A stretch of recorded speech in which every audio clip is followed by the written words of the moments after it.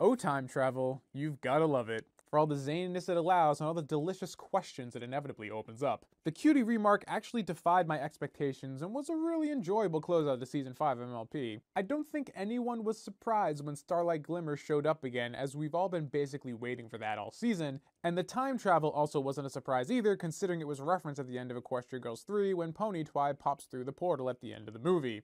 Gee, thanks for letting us know months in advance this will all turn out fine.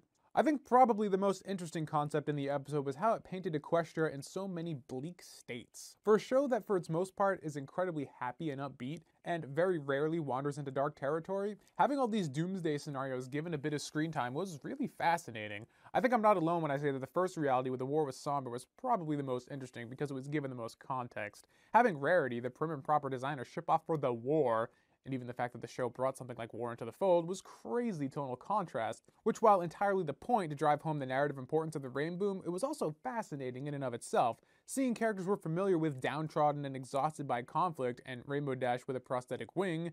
It was just an interesting lens to view the series through, especially coming from an official source. Seeing all the big baddies get a spot where they triumphed was certainly interesting, and honestly was a big part of why I was okay with this episode, despite the fact that I enjoyed the Somberverse so much more than the rest. I have no idea why, but time travel episodes like this, where they change the main cast and force you to sit through alternate interpretations of these characters, never sat all too well with me, even when I was a kid. I honestly couldn't explain why that is, and when I told Paleo about this, he kind of pressed me for details that I just couldn't provide, but I guess it's because the show is asking me to get invested in versions of these characters that I know aren't going to stick, and I just kind of become impatient, tapping my feet while waiting for things to inevitably revert to normal. A completely personal, and in all honesty, stupid tick, but it's there nonetheless. So the fact that we only got slight glimpses and didn't stick around too much made for interpretations of these characters in alternate timelines that never outstayed their welcome, present long enough just to drive home the stakes at play in the current conflict, along with some fan service that didn't feel shoehorned. In that case, I guess the only real head-scratcher for me in this episode was why Starlight felt it was necessary to leave the spell parchment behind for Twilight to find. I mean, I know they try and make a point to say that Starlight wanted to kind of torture Twilight with her repeated attempts and failing, but at the same time, giving her this opportunity is what leads to her undoing.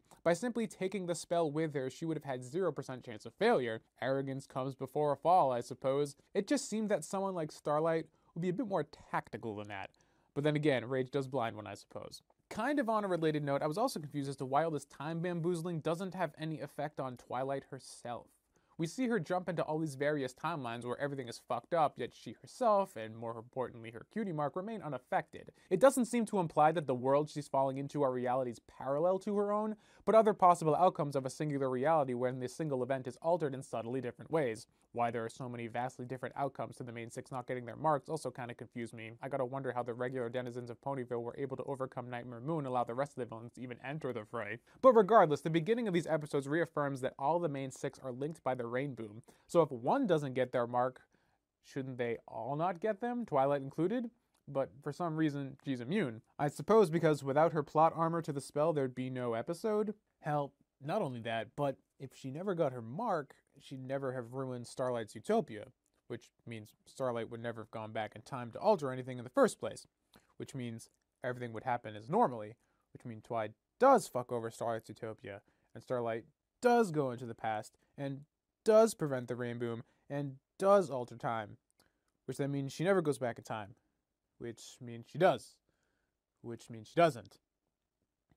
Okay, maybe it's for the better that Twilight is immune, even if this doesn't make sense. Like I said, time travel, it opens up quite the can of worms. The resolution of this whole episode was a bit of a mixed bag for me, an example of great concept, clumsy execution. The fact that Starlight is proven here to basically be a better magic user than Twilight, ignoring the ridiculous of that notion and running with it, and essentially coming up with a foolproof plan, only to be shown the repercussions of her actions and coming to terms with things on her own, was a really cool idea. Too bad the shift in perspective happens at lightning speed, which softens the impact a bit, though I will say the super desaturated wasteland the conversation takes place in is a great contrast to the color-laden palette the show usually uses, especially bright, colorful Cloudsdale, where we just were prior. And we once again get the I didn't get that friendship was an option kind of deal that we've already had with Sunset Shimmer, Moon Dancer, and even Twilight herself. At this point, I get it. Friends solve everything. Would it really be that hard to have a tragic backstory that didn't revolve around friendship as a problem? I mean, maybe that's asking too much from a show subtitled Friendship is Magic, but a man can dream, right? Interestingly now, though, is that the final musical number seems to imply that Starlight might be joining our main cast. She doesn't set off on her own path or on her own journey. It would be very interesting if come season 6 she ends up being the so-called 6th Ranger, or 7th Pony in this case, and play a prominent role in the show going forward, or perhaps even that upcoming MLP theatrical film. You know, speaking of that film, we now have Twilight Sparkle, Sunset Shimmer, and Starlight Glimmer. All three powerful magic users, all with similar names that refer to the transition of night and day, which just happen to reflect the namesakes and domains of the two diarchs of this fantasy world and a theatrical release coming up in 2017. Draw your own conclusions, but I'm just saying. So overall, I was surprised by how much I enjoyed this finale. I was hesitant going in, but I enjoyed the 45 minutes spent, and I'll be interested to see how this affects Season 6 in the upcoming movie, if at all.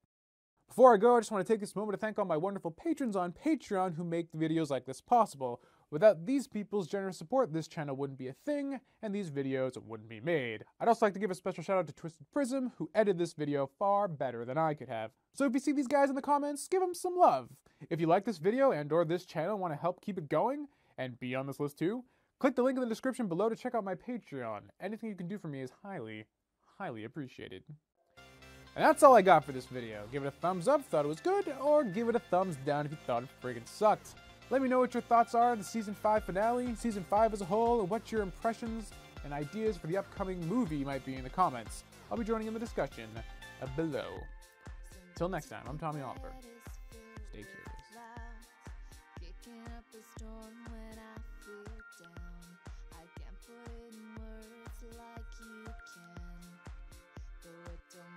Cause you understand.